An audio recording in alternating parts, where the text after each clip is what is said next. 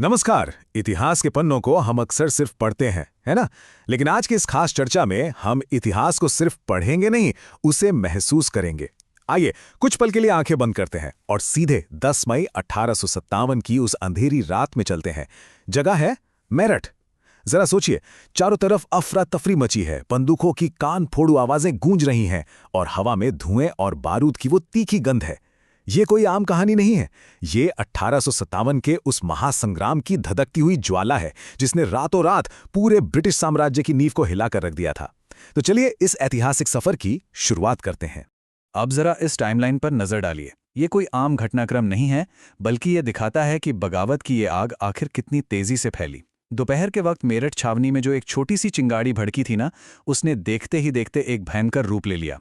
शुरुआत पैदल सेना से हुई, फिर घुड़सवार फौज इसमें शामिल हुई और शाम ढलते ढलते ये बगावत पूरे शहर में फैल गई। और फिर उठाया गया सबसे बड़ा रणनीतिक कदम। दिल्ली को जोड़ने वाली टेलीग्राफ लाइनें काट दी गईं। संपर्क पूरी तरह टूट चुका था। अंधेरे का फायदा उठाकर घुड़सवारों का एक पूरा जत्था रात भर घोड़े दौड़ाता रहा और 11 मई की अलसुबह वो सीधे दिल्ली के लाल किले के फाटकों पर जा पहुंचे। ये महज एक साधारण मार्च नहीं था, ये सीधे तौर पर सत्ता को दी गई एक बहुत बड़ी और नाटकीय चुनौती थी। और अब जो तस्वीर हम देख रहे हैं वो उस वक्त की एक बहुत बड़ी ऐतिहासिक विडंबना को दर्शाती है। ये मुगल सम्राट बहादुर शाह जफर हैं। रमज़ान का पवित्र महीना चल रहा था।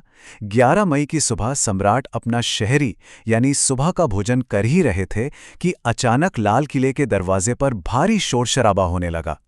बाहर खड़े सिपाहियों में एक अजीब सा भावनात्मक उबाल था, एक आक्रामकता थी। वो क्या चाहते थे? वो चाहते थे कि सम्राट आज़ादी की इस लड़ाई का नेतृत्व करें और अपना आशीर्वाद दें। और सच कहूं तो जफर के पास उनकी बात मानने के अलावा कोई और चारा बचा ही नहीं था।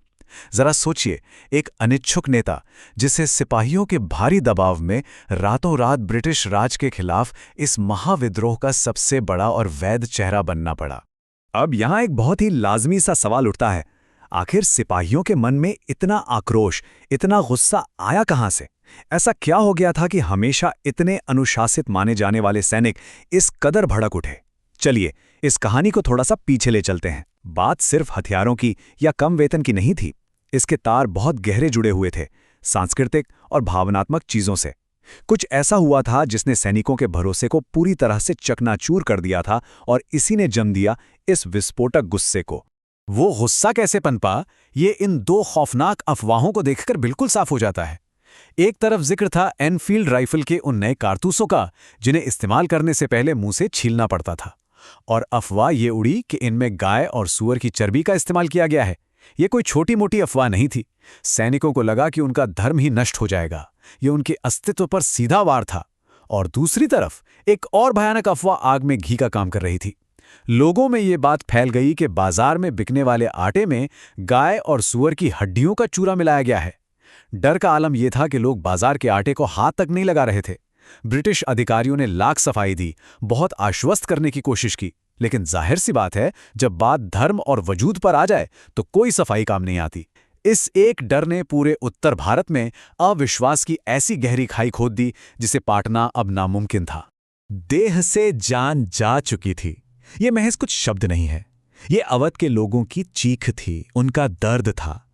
बात 1856 की है, जब लॉर्ड डलहौजी ने एक तरफा फैसला सुनाते हुए नवाब वाजिद अली शाह को गद्दी से उतार दिया और उन्हें कलकत्ता निर्वासित कर दिया। इस एक फैसले से पूरे अवध में मातम छा गया था। ये एक बहुत बड़ी भू-राजनीतिक त्रासदी थी। नवाब के जाने का मतलब सिर्फ सत्ता का बदलना नहीं था, पूरा का पूरा दरबार उजड़ गया था। संगीतकारों, नर्तकों, कारीगरों, रसोइयों, जाने कितने हजारों आम लोगों की रोजी रोटी छिन गई। लोगों को ऐसा लगा जैसे उनके शरीर से किसी ने आत्मा ही निकाल ली हो। ये एक ऐसा सामूहिक दुख था जो बहुत जल्द एक भयंकर ज्वाला में तब्दील होने वाला था। और शायद यही वजह थी कि ये अब सिर्फ सिपाहियों की बगावत नहीं रह गई थी, ये एक बहुत विशाल जन आंदोलन बन चुका था। जरा इन प्रमुख नायकों पर नजर डालिए। ये सब अलग अलग जगहों से, अलग अलग बैकग्राउंड से आते थे, लेकिन इनका लक्ष्य सिर्फ एक था। लखनऊ से बेगम हजरत महल, कानपुर से नाना साहेब और झांसी से रानी लक्ष्मीबाई। लेकिन रुकिए, बात सिर्फ राजघरानों तक ही सीमित नहीं थी। बड़ौत में शाहमल ने गांव वालों को इकट्ठा किया तो सिंहभूम में आदिवासी नेता गोनू ने कमान अपने हाथों में ले ली। यहां तक कि अवध के ताल्लुकदार और आम किसान भी अपने अपने हथियार उठाकर मैदान में आ डटे। ये किसी महाकाव्य के दृश्यों जैसा था, जहां समाज का हर वर्ग आज़ादी के लिए कंधे से कंधा मिलाकर खड़ा हो गया था। अब इन दो बेहद शक्तिशाली तस्वीरों को देखिए। इनका कॉन्ट्रास्ट समझना बहुत जरूरी है। बाईं तरफ की तस्वीर युद्ध के मैदान की उस असली, खौफनाक और हिंसक स्थिति को दिखा रही है, जहां सीधे तलवारें और संगीनें टकरा रही थीं।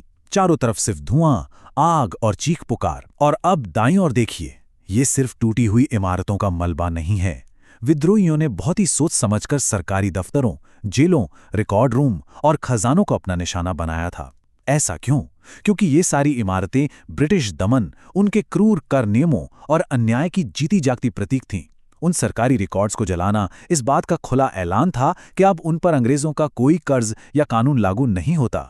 लेकिन क्या अंग्रेज चुप बैठने वाले थे? इस भयानक आंधी का जवाब ब्रिटिश सत्ता ने जिस तरह से दिया, वो सच में रोंगटे खड़े कर देने वाला है। मई और जून 1857 आते आते अंग्रेजों ने पूरे उत्तर भारत में मार्शल लॉ यानी सैन्य कानून लागू कर दिया। इसका सीधा सा मतलब ये था कि सारे आम कानून, सारी अदालती प्रक्रियाएं, सब कुछ सस्पेंड। हद तो तब हो गई जब आम ब्रिटिश नागरिकों तक को यह अधिकार दे दिया गया कि वो किसी भी हिंदुस्तानी पर मुकदमा चला सकते हैं। और सजा सिर्फ और सिर्फ एक तय की गई, मौत। दिल्ली पर दोबारा कब्जा करने के लिए ब्रिटिश सेनाओं ने कलकत्ता और पंजाब दोनों तरफ से एक बेहद क्रूर और भयानक सैन्य अभियान छेड़ दिया। तबाही के इस मंजर को गहराई से महसूस करने के लिए लखनऊ के इस मशहूर सिकंदर बाग को देखिए। कभी इसे नवाब वाजिद अली शाह ने बड़ी खुशी से बनवाया था, लेकिन 1857 के बाद ये कोई बाग नहीं रहा, ये एक जीता जागता कब्रिस्तान बन गया था। सेपिया टोन में दिख रहे ये खंडर और इसके अहाते में बिखरे इंसानी कंकाल उस भयानक मानव त्रासदी की चीख चीख कर गवाही देते हैं, जिस विद्रोह को कुचलने के लिए ब्रिटिश सेना ने बरपाई थी। आपको जानकर शायद हैरानी हो कि अकेले इसी एक जगह पर 2000 से भी ज्यादा विद्रोहियों को बेरहमी से मौत के घाट उतार दिया गया था। ये दृश्य एक बहुत ही खामोश लेकिन बेहद मजबूत सबूत है उस खौफनाक कीमत का जो हमारे आज़ादी के दीवानों ने चुकाई थी। लेकिन एक बात हमेशा याद रखिएगा, तबाही कभी भी साहस को नहीं मिटा सकती। सुभद्रा कुमारी चौहान की वो अमर पंक्तियां तो हम सबने सुनी है ना, खूब लड़ी मर्दानी वो तो झांसी वाली रानी थी। 1857 का वो महासंग्राम भले ही सैन्य ताकत से कुचल दिया गया हो, लेकिन उसने हमारी कला, हमारे साहित्य और लोक स्मृतियों में हमेशा हमेशा के लिए अमरत्व पा लिया। रानी लक्ष्मीबाई, मंगल पांडे और अनगिनत गुमनाम योद्धा, ये सब सिर्फ इतिहास के पन्नों में दर्ज नाम नहीं है, ये वो आदर्श बन गए, वो लॉ बन गए जिसने आने वाली पीढ़ियों के दिलों में विदेशी शासन के खिलाफ लड़ने की एक कभी ना बुझने वाली आग जला दी। और अब आज की इस चर्चा के आखिर में एक बहुत ही गहरा सवाल हमारे सामने आता है। अगर 1857 की उन दर्दनाक यादों और हमारे वीरों की कहानियों ने ही आज़ादी की अंतिम लड़ाई की नींव रखी थी, तो आज आने वाले कल का सही रास्ता तय करने के लिए हम इतिहास की किन यादों को संभाल कर रखना चाहिए? जरा सोचिएगा इस बारे में, क्योंकि इतिहास सिर्फ बीता हुआ कल नहीं होता, वो हमारे भविष्य का आईना भी होता है। इसी एक विचार के साथ आज के इस ऐतिहासिक विश्लेषण को हम यहीं विराम देते हैं। इतिहास के इस गहरे और जज्बातों से भरे सफर में साथ चलने के लिए बहुत बहुत धन्यवाद।